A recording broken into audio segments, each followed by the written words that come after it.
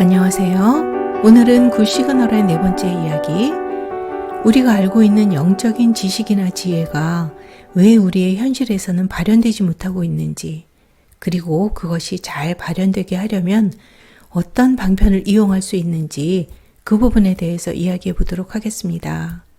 우리가 공부를 한다고 할 때 그 대부분은 정신적인 영역에서 이루어집니다.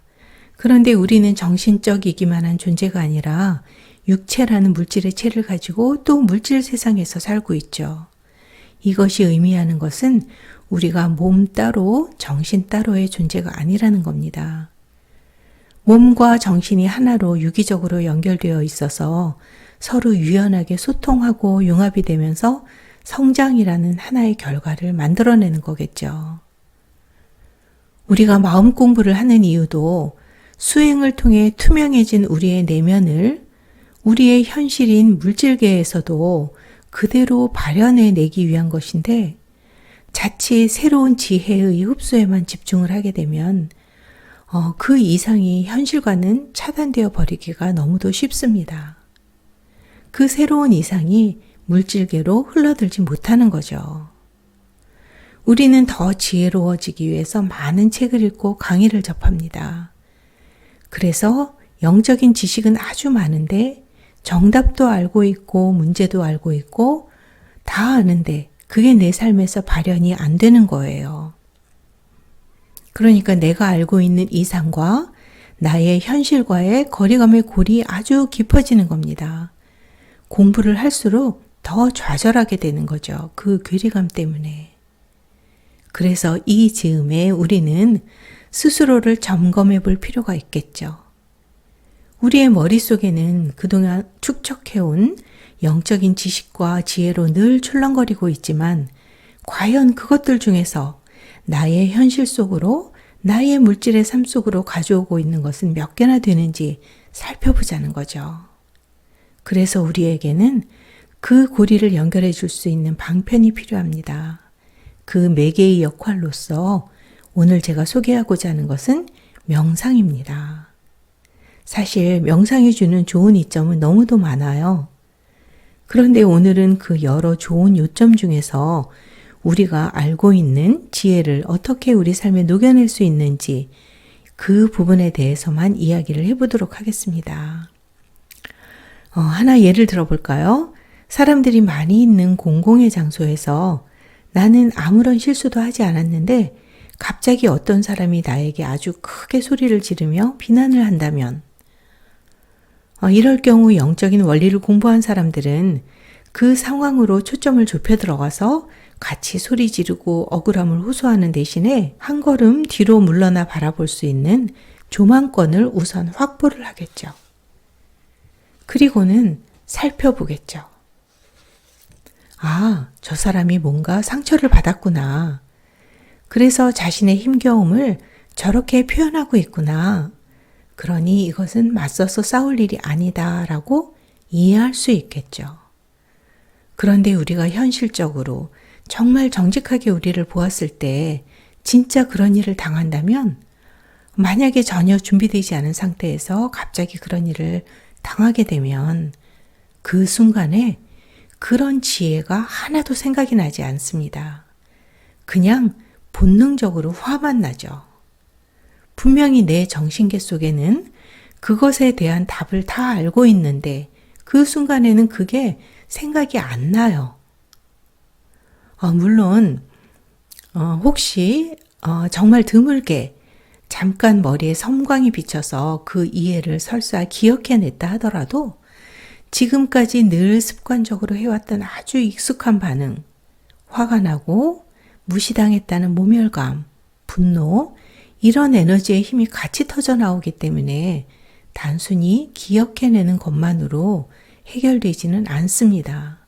그래서 그 자리에서 그것을 똑바로 직시하기가 굉장히 어렵습니다. 결국은 우리가 공부를 통해서 알게 된 지혜를 우리의 현실 속으로 가져오지 못하고 있는 거죠. 습관으로 굳어진 본능이 먼저 튀어나오니까요. 그렇다면 명상이 어떻게 이 연결감을 만들어줄 수 있는가 하면 명상을 통해서 우리는 훈련을 할 수가 있어요. 조용한 곳에 앉아 명상을 하는 그 자체가 훈련을 위한 굉장히 안전하고 이상적인 환경이 마련되는 거죠. 명상의 주요 핵심을 살펴보면 눈앞의 대상으로 떠오르는 것에 말려들지 않는 거잖아요. 어떤 생각, 어떤 감정, 어떤 이미지가 나타나든 나는 보고 있는 자임을 계속 끊임없이 자각하는 거죠. 자, 그럼 한번 볼까요? 조용히 앉아서 눈을 감고 서서히 호흡을 가다듬으면 뇌파가 떨어지기 시작합니다. 그리고 소란스럽던 에너지장이 차츰 차분해지기 시작하죠. 그러면서 어제 나누었던 대화, 한 달 전에 실수했던 기억 또는 며칠 전에 본 영화의 장면과 같은 그런 인상들이 우리 의식의 수면 위로 하나하나 떠오르기 시작합니다. 어떤 생각이 떠오르고 또 그 생각에 매달린 그 당시의 감정들도 함께 떠오르죠. 이때 이것을 한 걸음 떨어져서 바라보는 거예요. 훈련을 하는 겁니다. 나타나는 생각, 감정에 동일시되지 않도록 거리를 벌리는 훈련을 하는 겁니다. 이 훈련이 매일 지속적으로 꾸준히 이어지다 보면 어느덧 일상생활 속에서도 문득 깨어있는 순간들이 생기게 됩니다. 그래서 결국은 언제든 어디서든 얼마나 복잡한 상황에 처하게 되든 나를 잃지 않을 수 있는 그 힘을, 그 영적인 근력을 키우게 되는 거죠. 가장 안정적인 환경 속에서요. 다른 사람 아무도 없으니까요. 그래서 이전 같으면 즉시 순간적으로 그 상황에 빨려 들어가서 똑같이 반응하고 똑같이 뻔하게 습관적으로 해왔던 그것에서 벗어나올 수 있는 겁니다. 내 주변에서 일어나는 모든 일에 대해서 묵묵하게 깨어 있을 수 있는 거죠. 그것도 아주 침착하게요. 물론 이것이 처음부터 성공하지는 않습니다. 분명히 실패합니다. 그래서 화내고 소리 지르고 이미 할 거 다 하고 난 다음에 뒤늦게 눈치채죠. 내가 또 뻔하게 반응했네 라고 말이죠. 하지만 분명한 것은 이 횟수가 줄어듭니다.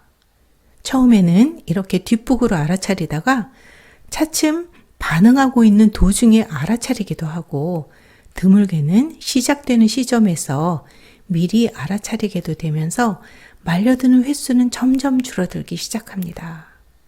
그러다 어느 날 말려드는 횟수보다 알아차리는 횟수가 더 많아지기 시작하면 그 다음에는 가속이 붙고 탄력이 붙는 겁니다. 무의식적으로 뻔하게 반응하던 나에서 이제는 무의식적으로 지켜보게 되는 거죠. 이렇게 우리 잠재의식의 지도가 바뀌게 되는 겁니다. 말 그대로 본능이 바뀌는 거예요. 자, 그러면 여러분 여기서 눈치채셨나요? 내 정신 속에 지혜로만 저장되어 있던 것이 나의 삶 속으로 가져와진 거잖아요. 일상 중에도 깨어 있을 수 있는 주시력이 생긴 거잖아요. 결국은 머리 공부가 그냥 머리 공부로만 끝난 게 아니라 나의 현실로까지 연결이 된 거죠.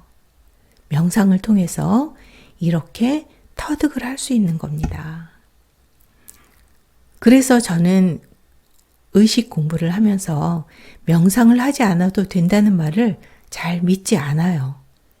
물론 그것이 가능하신 분도 있겠지만 적어도 저의 경우에는 단지 머리 공부만으로는 현실 속에서 깨어있는 것이 가능하지 않았으니까요. 자, 그러면 이제 여기서 중요한 것은 끈기와 꾸준함이겠죠. 매일 식사를 하고 샤워를 하듯이 명상 역시 당연한 일과로 포함을 시키면 그것이 제2의 천성이 됩니다. 그리고 이쯤에는 삶을 통해 시시각각 다가오는 다양한 상황을 다른 눈으로 볼 수 있지 않을까요? 이전에 외부를 향해 끊임없이 기대고 애걸하고 매달려 왔다면 이제는 주관자의 자리에서 그 모든 것들을 자각하고 있는 나로서 그것들과 만날 수 있지 않을까요? 그러면 외부의 일들은 더 이상 내가 매달려야 할 어떤 것이 아니라 그것을 취할지 취하지 않을지의 권한이 나에게 있는 정신적으로 우위의 위치에서 만날 수 있게 되는 거죠. 그러니 여러분께서도 혹시 이상과 현실의 갭을 경험하는 분이 계시다면, 그 갭의 차이 때문에 딜레마를 겪고 계신다면 저는 명상을 추천드립니다. 명상은 생각을 가라앉히고 느낌을 가라앉혀서 고요한 곳으로 들어가 보자는 것이 목적이 아닙니다. 생각이 있어도, 감정들이 유동을 치고 있어도 그것으로부터 물러나 묵묵히 지켜보는 주시의 눈으로 깨어있기 위함입니다. 혼란 속에서도 깨어있을 그 뒷심을 키우기 위함입니다. 정기적인 운동이 몸의 근력을 키워주듯이 정기적인 명상은 눈앞의 환영에 말려들지 않을 자각의 근력을 키워줍니다. 가라앉혀서 고요해지는 나약한 평화가 아니라 혼란과도 평화로울 수 있는 난공불락의 평화를 이루게 해줍니다. 그러니 명상을 나의 가까운 벗으로 대할 때 그것을 통해 우리는 진실이 나에게서 발현되는 것을 보게 될 것입니다. 자, 그럼 이것으로 영상을 모두 마치겠습니다. 여러분 모두 건강하시고 행복하세요. 감사합니다.